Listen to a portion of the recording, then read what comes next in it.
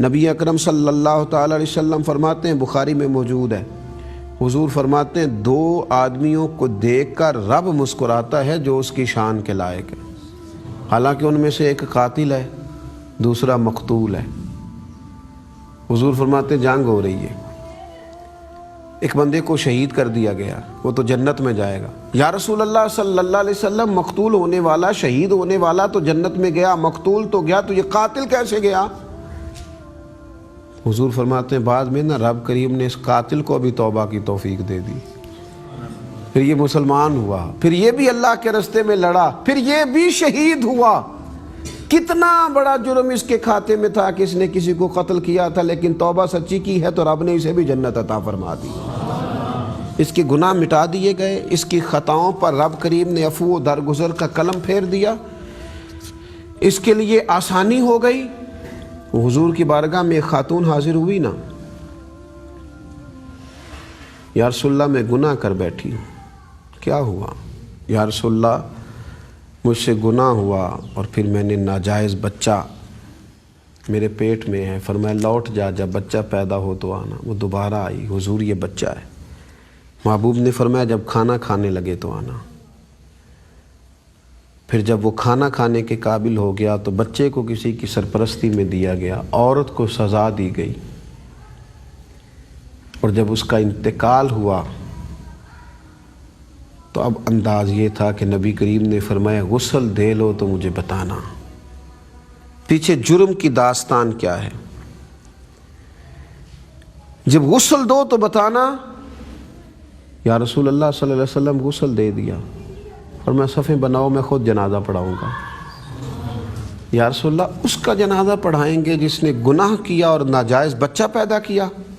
تو کریم محبوب نے امت کو سمجھایا، گویا حضور فرما رہے ہیں تم نے غلطی دیکھی ہے، اس کا احساس توبہ نہیں دیکھا، اس کی ندامت نہیں دیکھی۔ حضور فرمانے لگے اس نے تو ایسی توبہ کی ہے کہ اگر میں 70 لوگوں میں تقسیم کر دوں تو اللہ ان سب کی بھی بخشش فرما دے گا، ایسی توبہ کی۔ طبیعت کے اندر، مزاج کے اندر یہ بات انسان کے پاس موجود رہے کہ وہ بار بار اپنے رب کی بارگاہ میں رجوع لائے، استغفار کرے، اور بلکہ ایک خاص بات جو سمجھنے لائق ہے، یہ استغفار کرنا، یہ توبہ کرنا اتنا ضروری عمل ہے کہ نبی کریم صلی اللہ تعالی علیہ وسلم معصوم عن الخطا ہے، تصور بھی نہیں کیا جا سکتا وہاں، لیکن حضور تعلیم امت کے لیے فرماتے استغفار کیا کرو، اللہ کی طرف رجوع کیا کرو، توبہ کیا کرو۔ فرمایا میں ایک دن میں 100 مرتبہ اپنے رب کی بارگاہ میں استغفار کرتا ہوں۔ یہ توبہ تو بڑی نعمت ہے، یہ تو بڑی غنیمت ہے۔ بڑا بد نصیب ہے وہ شخص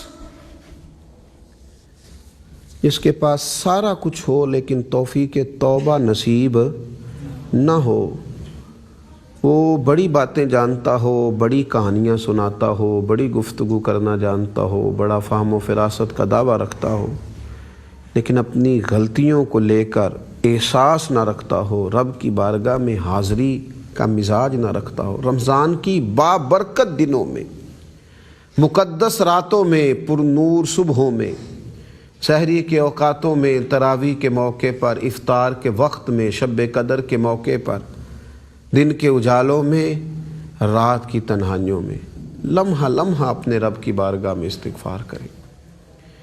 ایک ایک گھڑی اس کے حضور حاضر ہوں، ان خطاؤں سے بھی اللہ کی بارگاہ میں معافی مانگی جائے جو جان بوجھ کر ہوئیں، اور ان سے بھی درگزر کا سوال کیا جائے جہاں بھول گئے تھے۔ ان خطاؤں سے بھی معافی مانگی جائے جو یاد ہیں، جو آئینے کی طرح واضح ہیں، اور ان غلطیوں سے بھی رب سے معافی مانگی جائے جو ہم بھول چکے ہیں، جو ہمیں یاد بھی نہیں ہے، ان سے بھی معافی مانگ لی جائے۔ ایسا نہ ہو کہ جن چیزوں کو ہم بھلا دیا ہے ہم نے، وہ ہمارے سامنے آ جائیں قیامت میں، اور ان سوالوں کے جواب دینے پڑ جائیں جو بظاہر ہم بھول چکے۔ نبی اکرم صلی اللہ تعالی علیہ وسلم مختلف حوالوں سے، مختلف حکمتوں سے ہماری توجہ توبہ کی طرف مبذول کراتے، حضور فرماتے پیتل یا لوہے کو بھی تو زنگ لگ جاتا ہے نا، پڑا رہا تو زنگ آلود ہو گیا۔ حضور فرمانے لگے دلوں کو بھی زنگ لگ جاتا ہے۔